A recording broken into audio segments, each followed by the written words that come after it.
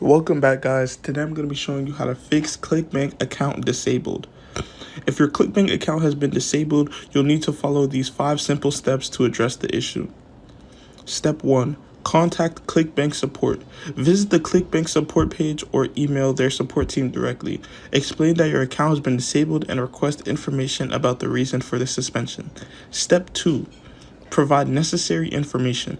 Be prepared to provide any information or documentation they request to verify your identity or resolve any issues related to your account. Step 3. Follow Clickbank's instructions.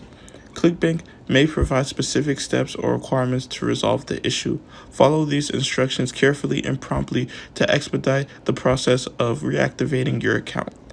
Step 4. Appeal process if necessary. If your account was disabled due to policy violations or disputes, you may have found the option to appeal the decision. Follow Clickbank's appeal process, which typically involves providing additional information or explanations regarding the issue. Step 5. Patience and persistence. Resolving account issues with Clickbank may take some time, so stay in communication with Clickbank support and respond promptly to any requests or inquiries.